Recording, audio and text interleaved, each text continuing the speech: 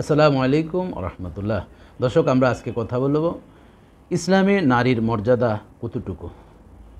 আল্লাহ সুবহানাহু ওয়া তাআলা পবিত্র কোরআনুল কারীমে নারীদেরকে মর্যাদা দিয়েছেন, থরে থরে সাজিয়েছেন। যদি আমরা শুরুতেই বলি সূরাতুন নিসা, আল্লাহ তাআলা কোরআনে 114টি সূরার মধ্যে নারীদের নাম দিয়ে একটি সূরা আল্লাহ তাআলা অবতীর্ণ করেছেন। সূরাতুর রেজাল বলতে আপনি পাবেন না।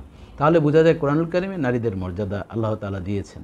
এবং দেখুন, রাসূলুল্লাহ সাল্লাল্লাহু আলাইহি ওয়াসাল্লাম নারীদেরকে মূল্যায়ন করতে গিয়ে তিনি কিভাবে বলছেন, আল জান্নাতু তাহতা আকদামিল উম্মাহাত, যে মা হিসাবে নারীদের মর্যাদা বলছেন মায়ের পদতলেই সন্তানের জান্নাত। তাহলে মাও নারীরই অন্তর্ভুক্ত।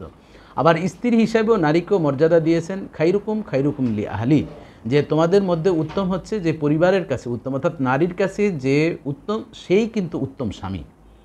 তাহলে নারীর মর্যাদা আল্লাহ সুবহানাহু ওয়া তাআলা এবং রাসূলুল্লাহ সাল্লাল্লাহু আলাইহি ওয়াসাল্লাম দিয়েছেন। এবং দেখুন অর্থনৈতিক দিক থেকে নারীকে কীভাবে মূল্যায়িত করেছেন। লির-রিজালি নাসিবুম মিম্মা তারাকাল ওয়ালিদাইন ওয়াল আকরাবুন ওয়ালিন নিসাই নাসিবুন। এখানে দেখুন পুরুষদের জন্য যেমনিভাবে পিতামাতার থেকে অংশ আছে, আত্মীয় স্বজন থেকে অংশ আছে, তেমনিভাবে নারীদের জন্য পিতামাতা থেকে এবং নিকটাত্মীয় যারা আছে মিরাস অনুযায়ী নারীরাও সমান পাবে। তাহলে দেখুন এখানে নারীকে কোনো জায়গায় বঞ্চিত করা হয়নি। এবং আল্লাহ সুবহানাহু ওয়া তাআলা আমলের ক্ষেত্রেও বলছেন পুরুষরা ইবাদত করলে যেরকমভাবে নেক আমল পাবেন নারীরাও সমানই পাবেন। নারীদের মর্যাদা কোনো অংশে ইসলাম খাটো করেন নাই। কিন্তু পরিতাপের বিষয় হচ্ছে ওয়েস্টার্ন অর্থাৎ পাশ্চাত্য সভ্যতায় নারীকে এত বিষধর সাপের মতন তারা বলছেন। পাশ্চাত্য সভ্যতায় নারীকে দাসীর সাথে তুলনা করা হয়েছে। অর্থাৎ যত্রতত্র একজন দাসীকে যেভাবে আগে ইসলাম আসার পূর্বে ব্যবহার করেছে নারীকে সেভাবে ব্যবহার করে। সম্প্রতি আমরা দেখতে পাচ্ছি যে আমাদের বিশ্ববাজারে মেক্সিকোর যে রাষ্ট্রপ্রধান প্রেসিডেন্ট বলা হয় তিনি একজন নারী। তার উপরে যেভাবে যৌন হয়রানি করা হয়েছে সারা পৃথিবীতে কিন্তু তোলপাড় চলছে। এটি কিসের জন্য হচ্ছে? যে ইসলাম না থাকার কারণে, এই মোরালিটি না থাকার কারণে আজ এরকমভাবে ধস নেমেছে। নারীরা তাদের সৌন্দর্য থেকে যখন তারা মানে একেবারে ওপেন করে বের হয়ে যায় তখন কিন্তু এই ঝামেলাগুলো হয়ে যায়। এই জন্য রাসূলুল্লাহ সাল্লাল্লাহু আলাইহি ওয়াসাল্লাম বলছেন আলমারাতু আওরাতুন ইজা ইস্তাখরাজা ইস্তাশরাফা শয়তান। নারীরা হচ্ছে গোপনীয় জিনিস, যখন তারা প্রকাশ্যে বের হয়ে যায় নিজেদের সৌন্দর্যতাকে সবার সামনে উন্মুক্ত করে দেয় তখন শয়তান এসে তাদের উপর প্রভাবান্বিত করে। এই জন্য আল্লাহ রাসূল গোপনীয় জিনিস বলছেন, অর্থাৎ পর্দা মেনটেন করার জন্য বলছেন। দেখুন আল্লাহ সুবহানাহু ওয়া তাআলা কোরআনুল কারীমে পর্দার বিষয়ে আয়াতও নাজিল করেছেন, সাহাবায়ে কেরামদেরকে তাকিদ দিয়েছেন। ইভেন রাসূলুল্লাহ সাল্লাল্লাহু আলাইহি ওয়াসাল্লামের স্ত্রীরা কেমনভাবে পর্দা করতেন, পূর্বে পর্দা না করতেন এবং পরবর্তীতে কি বাধ্যবাধকতা আল্লাহ তাআলা বলেছেন ওয়াকারনা ফি বুয়ুতিকুন্না ওয়ালা তাবাররাজনা তাবাররুজাল জাহিলিয়াতিল উলা, যে আল্লাহ সুবহানাহু ওয়া তাআলা বলছেন যে আপনার যারা আহলিয়াত রয়েছে আজওয়াত রয়েছে তাদেরকে আপনি, অর্থাৎ গৃহবন্দী বলতে তারা যাতে ঘরে থাকে, তাবাররুজাল জাহিলিয়াতিল উলা অর্থাৎ আইয়ামে জাহিলিয়াতে যেভাবে প্রকাশ্যে তারা ঘুরত সেভাবে আর সুযোগ নেই।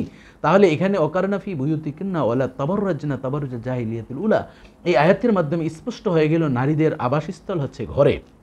হ্যাঁ, এখন আপনি প্রশ্ন করতে পারেন যে নারীদেরকে তো চাকরির সুযোগ রয়েছে, নারীরা তাদের স্বাধীনতা রয়েছে। স্বাধীনতা বলতে এরকম নয় যে নারীদের যেই জাতি হিসাবে তাদেরকে মূল্যায়ন করে থাকি সেটাকে বাদ দিয়ে তারা যে যত্রতত্র চলাফেরা করে সেটি নয়। নারীর স্বাধীনতা আমরা দেখি নারী কমিশনের নামে যেভাবে বাংলাদেশে নারীদের সমকামিতায় মানে উদ্বুদ্ধ করা হচ্ছিল এবং নারীরা পুরুষের মতো স্বাভাবিকভাবে শর্টকাট কাপড় পরিধান করবে, নারীরা টিপ পরিধান করে, মানে নিজেদের স্লোগানও তারা কিছু নারীরা বলছে যে আমরাও পুরুষদের মতন স্বাভাবিক অল্প পোশাক পরে আমরাও খালি গায়ে থাকবো, আমরা গোসল করব, আমরা আমাদের মতন থাকবো।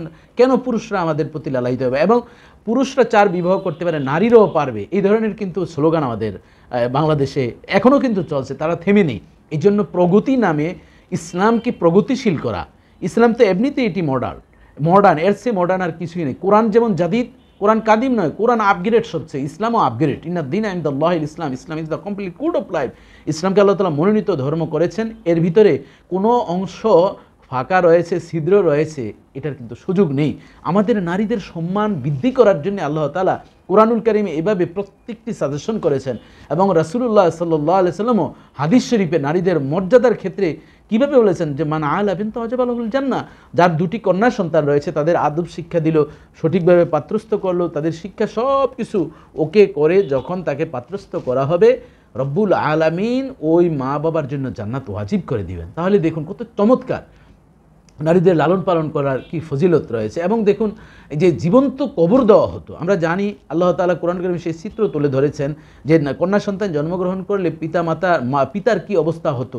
মা যখন মায়ের পক্ষ থেকে খবর পেত অথবা বাবা যে কোনোভাবে খবর পেয়ে যেত, তখন অবস্থাটা এমন হতো, ইজা বুশরা আহাদুম বিল উনসা যল্লা ওয়াজহু মুসওয়াদ্দা ওয়া হুয়া কাযীম, তখন তাদের অবস্থা অন্ধকার হয়ে যেত, চেহারা মলিন হয়ে যেত কন্যা সন্তান জন্ম হওয়ার সাথে সাথে। আর এভাবে জীবন্ত কন্যাকে তারা মাটি দিত, এটি তাদের স্বাভাবিক একটা নিয়ম ছিল। তারা কেন দিত?